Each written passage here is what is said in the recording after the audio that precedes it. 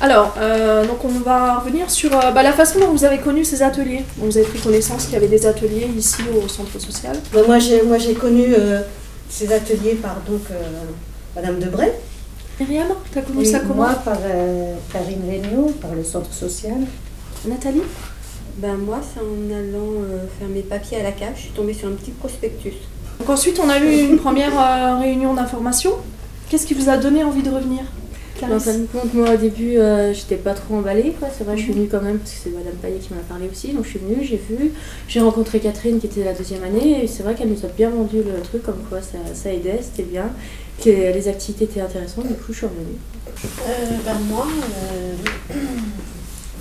pareil, là j'ai découvert, ça m'a fait sortir, l'ambiance du groupe. Oui, moi c'est pareil, hein, la première réunion, je crois que c'est Brigitte qui m'en a parlé.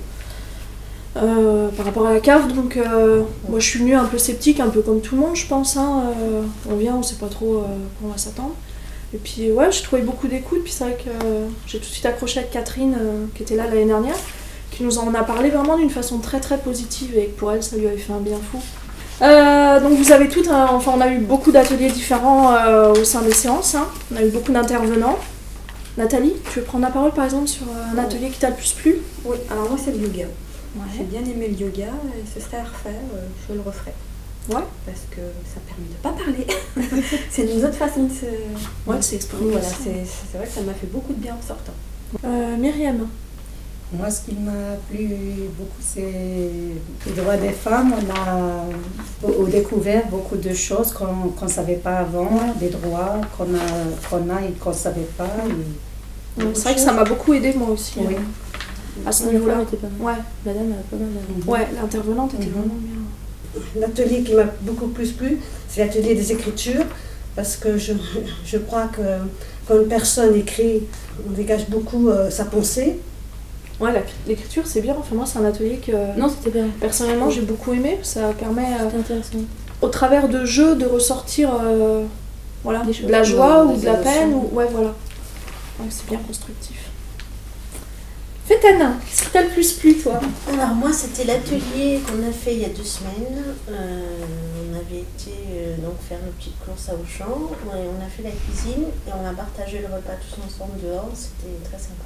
C'est vrai que c'est bien les repas partagés. Ouais, voilà. Puis on n'a pas vraiment de thème de discussion imposé, du coup on peut parler de tout. De tout et de rien. Puis c'est léger, c'est bien. Sandrine, les ateliers qui t'ont le plus plu? On a parlé tout à l'heure du CNP, de la mission locale. CNP, ouais, mission locale. C'est bien pour nos enfants en fait. Voilà. Pas tout le temps tout gérer, mais là c'est vrai qu'on a quand même pas mal de choses. Et aussi beaucoup les ateliers repas. Je reviens sur le CMP, c'est vrai que c'était bien aussi. Ouais, moi je trouve que c'était pas mal intéressant. Plusieurs avoir des enfants qui ont des en bas âge. En bas âge avec la séparation, tout ça, et c'est vrai que ça permet de connaître quelque chose et puis savoir que ça existe déjà. Parce qu'on n'est pas spécialement à le connaître, quoi. Et sinon Clarisse, parle-nous un peu de la rigologie. Alors la rigologie, en fin de compte, j'ai pas trouvé tout intéressant. En fin de compte, il y avait toute une partie un peu très scolaire, je trouve, qui était sur les émotions. En fin de compte, qui n'a pas vraiment été un peu redondante, on va dire. Et après, donc, par contre, le niveau des émotions, comment on éduque nos enfants et que on les pousse à avoir lieu d'être triste, de pas pleurer, de faire comme ça. Bref, que ça les formate un peu d'une mauvaise façon. Je trouvais ça par contre intéressant au niveau de point de vue de l'éducation, comment on éduque nos enfants. Ça peut nous interroger après sur les relations qu'on a aussi. Catherine, il y a un atelier qui t'a le plus marqué? Atelier écriture en fait. Parce qu'à la base j'étais réticente, c'est vraiment pas mon truc. Et puis en fait, j'ai vraiment beaucoup apprécié parce qu'effectivement on sort nos émotions qui sont bien englouties, bien cachées et on arrive à les écrire. Ouais. Je trouvais ça très sympa. Ok. Il y a des affinités un peu qui sont créées dans ce groupe, Un petit mot, Sandrine? Ah oui, il y a des affinités, oui. Pour ma part, j'ai trouvé des amis, quoi. Mais des belles amies. Voilà. Et ça, je crois que c'est la plus belle chose. C'est beau, arrêtez, vous savez. Rien de sortir de sa coquille. Puis voilà, on est entouré par des gens dans le même cas. On a beau avoir la famille, être encadré, ils comprennent, mais sans comprendre, entre guillemets, parce qu'ils vivent pas ce qu'on vit, cet isolement, c'est vrai que Après une séparation, on se retrouve seul, faut repartir, tu vois le cadre avec ta pitchounette, il faut y aller quoi. Et puis il y a un point important aussi, c'est que, pour ma part, ce que je ressens, c'est que c'est un moment qui est à moi, même si on parle des enfants, de nos problèmes. Je suis pas dans le quotidien, il faut faire le ménage, il y a les courses, il y a les enfants, et voilà, ça s'arrête là. Une pause et on se retrouve un petit peu, parce qu'on était un petit peu Ouais, perdu. Ouais, c'est vrai. Perdu avec les enfants, avec les problèmes, avec tout. Ah, c'est bien, c'est super positif. Hein, C'est la motivation du jeudi matin de se lever. Ouais, c'est vrai. Hein. Non, mais c'est vrai que c'est Le jeudi, du motive coup, hop, de tu se t'habilles un lever, peu, oui. tu dis hop, on y va, on va retrouver les filles, tu partages plein de trucs et ouais, non, c'est super positif. Hein. Enfin, en tout cas, donc, on a fait beaucoup de choses cette année, ensemble. Et donc, je vais revenir un peu sur les ateliers d'écriture. Donc, on a fait des trucs très sympas, voilà, comme le cadre avec ski. Donc, en fait, tout le monde connaît le principe. Donc on a une petite feuille, j'écris une phrase, je fais passer à ma voisine, on cache, elle écrit une phrase, et donc ça donne des choses totalement improbables. Donc on a quelques extraits, on y va ?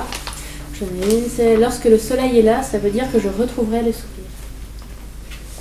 Lorsque j'aurai fumé la moquette, ça veut dire que les plaques tectoniques couleront dans les abysses. Lorsque j'irai en vacances, ça veut dire que j'aurai tourné la page. Lorsque le bonheur viendra, cela veut dire que je pourrai vivre. Lorsque l'humanité aura tout compris, ça veut dire que les femmes auront le pouvoir. Lorsque je me roule par terre, ça veut dire qu'il fera beau demain et qu'on ira se promener dans la forêt. Lorsque je suis seule, je danse, je danse, je danse. Ça veut dire que plus jamais je ne poncerai les bancs publics. C'est Marie-Hélène Tréheux qui est intervenue plusieurs fois, 3 fois je crois, dans l'année. Donc elle nous a proposé de faire ce jeu. Donc on commence une phrase, la collègue la termine. C'est vrai que ça donne des choses totalement improbables et voilà, on a eu l'exemple que des fois ça sort des choses très vraies. Donc on a fait aussi quelque chose de très important donc sur le festival itinéraire singulier.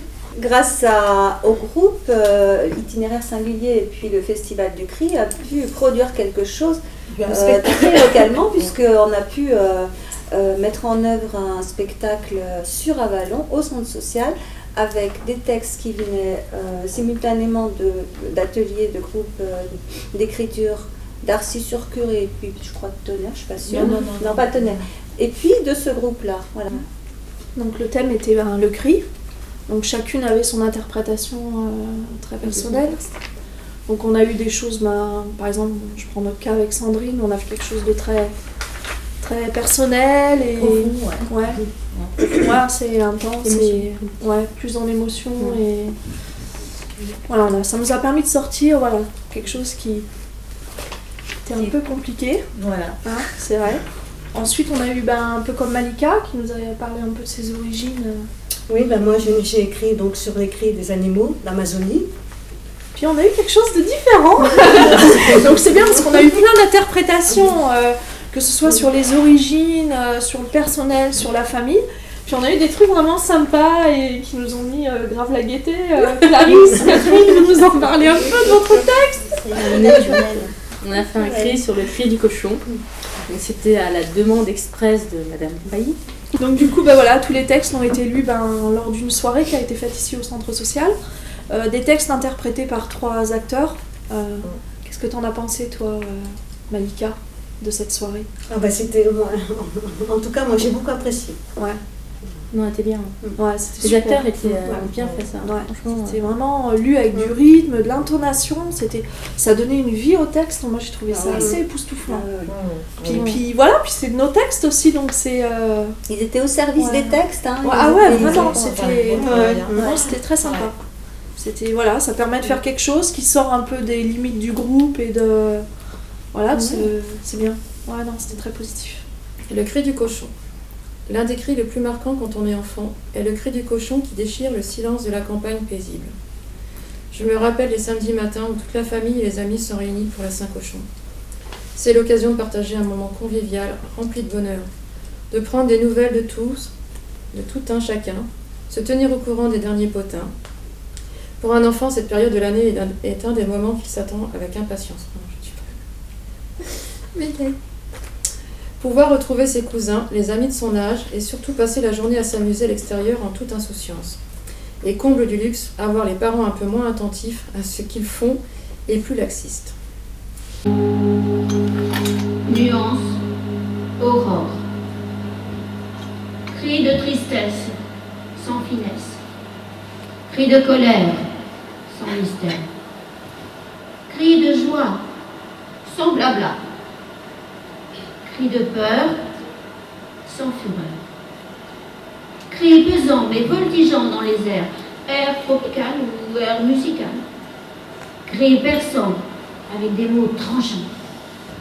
Cri présent et pourtant absent. Cri d'amour avec des mots velours. Texte de Fabienne. On poussa les hauts cris sur mon choix de tableau. Décrié, j'avançais quand même devant Munch, face aux cris. Je veux crier, et ma main vient retenir sur ma bouche un hurlement silencieux. Ses mains sur les oreilles, le personnage, au comble de l'angoisse, enfanté est un vacarme qu'il ne voulait qu'intérieur. Toutes les critiques, discriminations, récriminations, tous les crimes se cristallisaient sur lui. Sa noire cavité buccale béante, trou noir, trou blanc où s'engouffrait le vent, déversait l'horreur, bien au-delà du tableau. Quelque part, au-delà de l'arc-en-ciel, les couleurs partaient en spirale. Texte d'Isabelle. Je hurlais pire qu'un loup. Ballon plein de mal et de colère. La protestation qui arrivait à son paroxysme avait coloré mes murs d'un orange acide, d'un feu phénoménal. Cet antre dans lequel je vivais reflétait mon état intérieur, criant de toutes mes forces. Quel nœud immonde avait fini par me jeter cet éclair jusqu'au mur, de même que dans mon regard. Toute mon histoire aurait pu être contée pour décrypter ce dernier tour de force que je ne cachais aucunement. Qu'au contraire, j'approuvais comme un appel pour consoler ma détresse.